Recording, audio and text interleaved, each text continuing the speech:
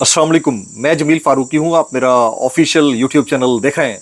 आज जून 2025 की 29 तारीख है, इतवार का दिन है, जिस वक्त वीडियो रिकॉर्ड हो रही है पाकिस्तानी वक्त के मुताबिक शब के 9:30 बज चुके हैं। वैसे तो 3-4 टॉप स्टोरीज मेरे पास हैं, वो आपके साथ शेयर करनी है, लेकिन आज का ये व्लॉग जो है ज़रा मुख्तलिफ नौइयत का है। आज मैं एनालिसिस बेस्ड कुछ पॉइंटर्स आपके साथ शेयर करने जा रहा हूँ। इसको आप इंफॉर्मेशन बेस्ड पॉइंटर्स भी कह सकते हैं, मुसद्दिका गैर मुसद्दिका।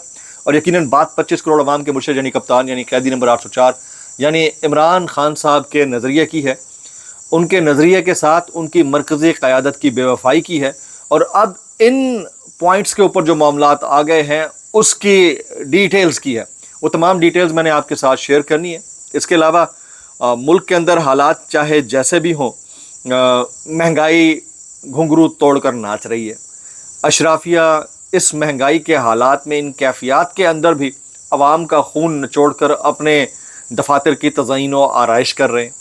ये मामला क्या रहेगा, उसकी तफसीलात क्या रहेंगी, वो भी मैंने आपके साथ शेयर करनी है। ये चोर बाज़ारी है ना, इस चोर बाज़ारी का अंजाम क्या होगा ये तो मुझे नहीं पता, लेकिन वो जमात जो अब तक कॉन्स्टिट्यूशनल पोजीशंस के ऊपर बैठकर ना करती आ रही थी कि वो हुकूमत का हिस्सा नहीं है, अब बाकायदा तौर के ऊपर हुकूमत का हिस्सा बनने जा रही है। ये वो बात है जो मैंने आपसे तकरीबन 2.25 साल पहले कही थी कि एक पॉइंट ऐसा आएगा जब पीपल्स पार्टी हुकूमती वजारतों का बाकायदा हिस्सा मांग रही होगी और अपनी जगह बना रही होगी। तो उसकी डिटेल्स क्या रहेंगी, तफसीलात क्या रहेंगी, वो भी मैंने शेयर करनी है। कुछ वायरल ट्वीट्स, वायरल बयानात भी, इसलिए गुजारिश है आपने वीडियो शुरू से आखिर तक देखनी है। एक और गुजारिश, अगर आपने चैनल नहीं किया अभी तक जरूर सब्सक्राइब कर लीजिएगा। बेल आइकन यानी घंटा या घंटी अपने अंगूठे उंगली या साथ रखे डंडे से दबा दीजिएगा। इसके अलावा व्हाट्सएप चैनल का लिंक हर वीडियो डिस्क्रिप्शन के अंदर मौजूद होता है, जाकर उसको क्लिक करके ज्वाइन कर लेंगे।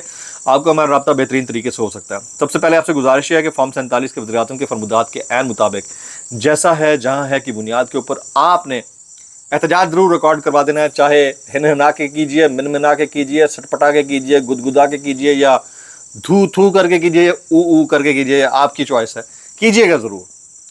अब इससे पहले कि मैं मुश्किल हालात जो अवाम के ऊपर टूटने लगे हैं उसका तज़किरा करूं, क्योंकि कल आखिरी दिन है इस फिस्कल ईयर का।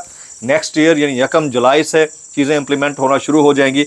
उससे पहले मैं अपना जो 6 पॉइंट एनालिसिस है, कुछ इंफॉर्मेशन हैं हमारे पास, कुछ नहीं है। $1 बिलियन सवाल तमाम लोग पूछ रहे हैं और मुस्तकिल बुनियादों के ऊपर पूछ रहे हैं कि आगे क्या होने जा रहा है। मैं इसको पॉइंट टू पॉइंट आपके सामने रखने लगा हूँ। ये मेरा एनालिसिस भी है, कुछ इन्फॉर्मेशन भी है। सबसे पहले तो पाकिस्तान तहरीक इंसाफ का वजूद 8 फरवरी 2024 से तकरीबन 1.5 महीना पहले छीन लिया गया था, जब आपका निशानी आपके पास ना हो, इलेक्टोरल साइन ही ना हो। तो अब पाकिस्तान तहरीक इंसाफ के जो अरकान हैं जो असम्बली के अंदर बैठे हैं उनकी छुट्टी होने लगी है। ये 6 पॉइंट्स हैं। पहला पॉइंट सुनिएगा, उनकी छुट्टी होने लगी है। किस तरह छुट्टी होने लगी है? उनमें से कुछ को तोड़ लिया जाएगा, कुछ की वफादारियां तब्दील कर दी जाएंगी और कुछ को डी-सीट करके उनकी जगह नए लोग लाए जाएंगे ताकि वो बाकी जमातों के साथ मिलकर उनके अलायंस को मजबूत करें। तो ये पहला पॉइंट है, दैट इज वेरी इंपॉर्टेंट। दूसरा, केपीके की जो तलवार है ना वो इस वक्त विफाक के सर पर लटक रही है कि केपीके किसी वक्त भी डिसमूड होकर दोबारा से जो पॉलिटिक्स है इमरान खान साहब के नज़रिए की उसके ऊपर खड़ा हो गया तो फिर हम कैसे लड़ेंगे। और केपीके जो है वो एक ऐसी जगह है जहाँ से सप्लाई लाइन जो है ना वो कट हो गई तो फिर मुश्किल हो जाएगी। ख़ासतौर पर उसका जो सूबा है स्वाबी, वहाँ से लेकर बाकी मामला, फिर माइंस एंड मिनरल्स, उसके बाद पूरे मुल्क की शाहराहों को जोड़ने वाला एक सूबा, और वहाँ से बहुत सारी ऐसी चीज़ें एग्रीकल्चर की, बहुत सारे फल फ्रूट वो वहाँ से जाते हैं। तो उनको अगर रोक दिया गया तो कितना मुश्किल होगा। तो इसलिए किसी भी तरह से जुड़ जुड़ा के, हिल हिला के, कैसे भी ये सरकार गिराई जाए, तो उसके लिए बंदे अब पूरे करने की कोशिश की जा रही है। कुछ बंदे जो पीटीआई के हैं उनको तोड़ा जाएगा और कुछ को तोड़े बगैर वफादारियां तब्दील करा के जोड़ा जाएगा। और उस सूरत में इस वज़ीर आला को हटाकर JUI या हुकूमती वफाक के अंदर जो इत्तेहादी जमात होगी उसके किसी बंदे को ऊपर लाने की कोशिश की। करीना कयास नहीं है, लेकिन ये बात दुरुस्त है कि JUI का ज़्यादा चांस नज़र आ रहा है। तो पहला पॉइंट ये था कि तहरीक इंसाफ के अरकान असम्बली की छुट्टी। दूसरा, केपीके के अंदर से हुकूमत का जाना। तीसरा उससे भी ज़्यादा इंपॉर्टेंट है। वैसे इसके चांसेस तो नहीं है कि मुस्तकबिल करीब के अंदर कोई इंतखाबात के लिए तैयारी की जा रही है, लेकिन फिर भी ضمنی انتخابات ہوں گے تو کسی نہ کسی کو تو منہ دینا ہوگا. آلریڈی ایک ایسا الیکشن کمشنر بیٹھا ہے, چیف الیکشن کمشنر, جن کی مدت ختم ہو چکی ہے اور ان کو اپنے گھر چلے جانا چاہیے تھا, لیکن پھر بھی وہ اپنی جگہ کے اوپر بیٹھے ہیں, کنٹینیو کیے جا رہے ہیں. تو ایسا کچھ کام کیا جائے کہ نیا چیف الیکشن کمشنر لایا جائے. اس کے لیے بہت سارے 4-5 نام ہیں جو زیر غور ہیں, لیکن میرے پاس جو معلومات آ رہی ہیں اس کے مطابق قاضی فائز عیسیٰ صاحب کا نام ٹاپ کے اوپر ہے, اور کسی طرح سے ان کو اگر اس پوسٹ پر لایا جائے تو وہ دکھتی رگ کے اوپر, جلتی کے اوپر تیل کرنے کا کام کرنے والی بات ہو گئی نا, تو وہ شاید ہو جائے. تو اس کے لیے پیپلز پارٹی کسی حد تک اگریڈ ہے, نون لیگ تو ویسے تیار بیٹھی ہے, اور پھر کس کس کی کنسنٹ لینی ہے یہ نہیں پتا. لیکن یہ تیسرا پوائنٹ یہ ہے کہ من پسند الیکشن کمشنر کی تعیناتی جو ہے یہ نیکسٹ گول ہے. چوتھا, ایک اور آئینی ترمیم آ رہی ہے 27ویں, اس کے بعد ہو سکتا ہے کہ 28ویں بھی آئے. تو 27ویں آئینی ترمیم کے ذریعے من پسند لوگوں کو مزید عہدے نوازنا. اس میں کچھ سرکاری عہدوں پر آلریڈی بیٹھے ہوئے لوگ ہو سکتے ہیں جن کو کوئی بڑی پوزیشن مل سکتی ہے, اور جو آلریڈی کسی بڑی پوزیشن پہ ہیں ان کو کسی اور بڑی پوزیشن پہ ٹرانسفر کیا جا سکتا ہے. یعنی عہدوں پر عہدہ دیا جا سکتا ہے. کوئی ایسے بھی ہو سکتے ہیں جن کو 3-3 4-4 عہدے ایک ساتھ دیے جائیں, یعنی سرکاری پوزیشن پہ بھی ہوں, عہدے پہ بھی ہوں, اور سیاسی منصب پہ یا کانسٹیٹیوشنل منصب پر بھی ہوں. تو یہ والا کام بھی ہو سکتا ہے آنے والے چند دن کے اندر. پھر ایک چیز جس کے لیے بہت سارے لوگ شاید اگری نہیں کریں گے, مائنڈ کریں گے, لیکن یہ والی بات میں نے آپ کو 2.5 سال پہلے 2022 کے اندر ہی بتا دی تھی کہ ایک پوائنٹ ایسا آئے گا جب آپ دیکھیں گے کہ پاکستان تحریک انصاف کے وجود کو ہی ایکسیپٹ نہیں کیا جائے گا. یعنی پہلے تو الیکٹورل سائن والا معاملہ تھا, پھر اراکین کی ابڈکشن, ان کی گرفتاریوں والا مقدمات والا معاملہ تھا, پھر مخصوص نشستوں والا معاملہ تھا. اب اس سے ایک لیول نیکسٹ ہے. وہ لیول نیکسٹ کیا ہے؟ کچھ احتجاج کے معاملات کو بنیاد بنا کر, جو خاص طور پر واشنگٹن ڈی سی میں احتجاج ہوا یا باقی جگہوں کے اوپر, اور کچھ لنکس ٹیرر فائنینسنگ سے جوڑ کر مبینہ طور کے اوپر پاکستان تحریک انصاف کو ایک بینڈ آؤٹ فٹ ڈکلیئر کیا جا سکتا ہے, ایک کلعدم جماعت قرار دیا جا سکتا ہے. اب اگر یہ والا کام انڈر کانسٹیٹیوشنل کور لیگل فریم ورک میں رہتے ہوئے, جو سارے کام اسی طرح ہی ہو رہے ہیں نا, آئینی بینچ نے کر دیا, اس نے کر دیا, اگر یہ والا کام اس طرح سے ہو جاتا ہے تو پھر اس جماعت کے حق میں بھی کوئی بات نہیں کر سکے گا.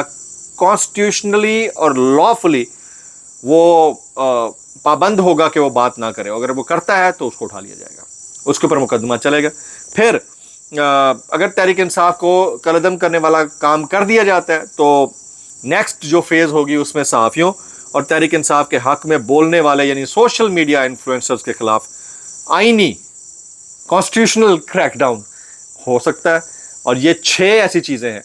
پہلا, تحریک انصاف کے اراکین کی چھٹی. دوسرا, KPK گورنمنٹ کا گرانا. تیسرا, من پسند الیکشن کمشنر کی تعیناتی. چوتھا, 27ویں آئینی ترمیم 28ویں آئینی ترمیم کا لانا. 8واں, PTI کو کلعدم قرار دینا. اور 5واں اور 6ٹھا جو ہوگا صحافیوں اور تحریک انصاف کے خلاف کوئی کانسٹیٹیوشنل قسم کا کریک ڈاؤن, یعنی کہ ان کی اب باقاعدہ طور کے اوپر گرفتاری ہوگی, مقدمہ چلے گا اور لمبی لمبی سزائیں ہوں گی. تو یہ 6 ایسی چیزیں تھیں جو میں آپ کے سامنے رکھنا چاہ رہا تھا, اور یہ بالکل آپ ذہن سے نکال دیجئے کہ یہ کوئی ایگزیجریشن ہے جو سچویشن اس وقت بن گئی ہے. یہ میں انفارمیشن بیسڈ کچھ چیزیں ہیں جو آپ کے ساتھ شیئر کر رہا تھا, کچھ میرا انالیسز ہے.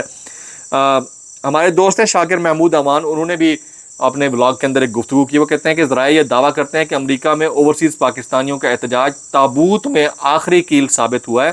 اب کوئی ریلیف نہیں ملے گا, اب کوئی بات چیت بھی نہیں ہوگی, اور تحریک انصاف کو اب جڑ سے ختم کرنے کی کوشش کی جائے گی. تو یہ سپورٹ کرتا ہے اس آرگومنٹ کو جو بھی تھوڑی دیر پہلے میں آپ کو دے چکا ہوں کہ یہ والی چیز پائپ لائن کے اندر ہے.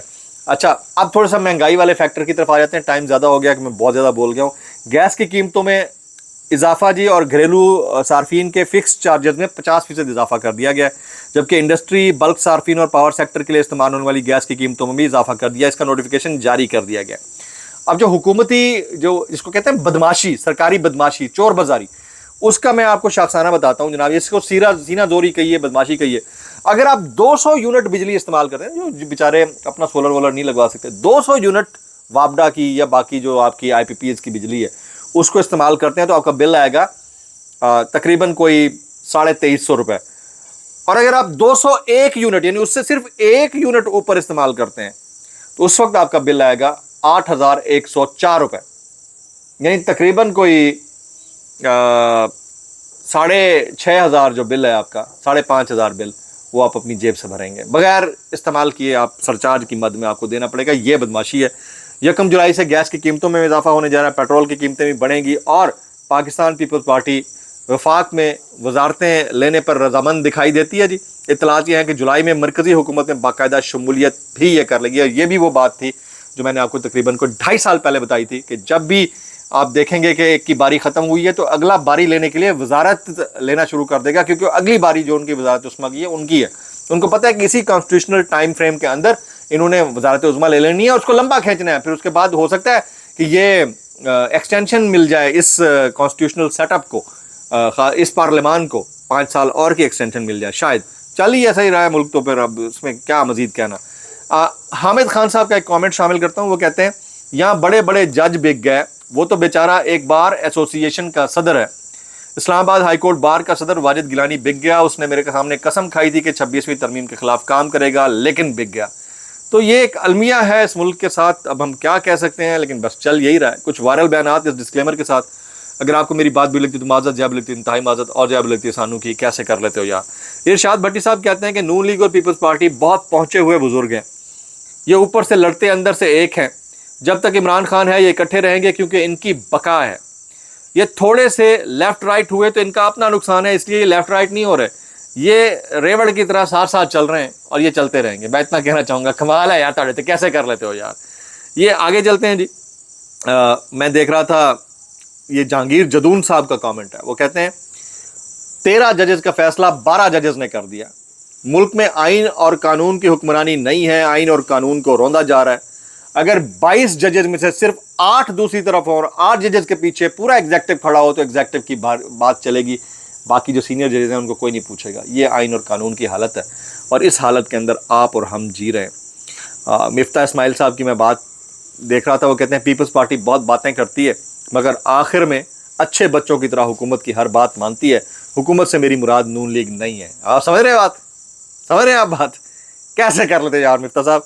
अच्छा, इस सारी सिचुएशन के अंदर बहुत सारे हमारे लोगों ने जो है वो कमेंट्स किए हुए हैं, लाइक डॉक्टर शहबाज गिल साहब एंड मैनी अदर्स।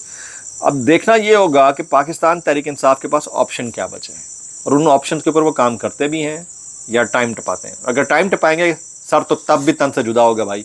2 साल पहले कर लेते ये मौका ना देखने को मिलता। व्लॉग से इतना ही, दुआ में याद रखिएगा। अस्सलाम वालेकुम रहमतुल्लाहि व बरकातहू।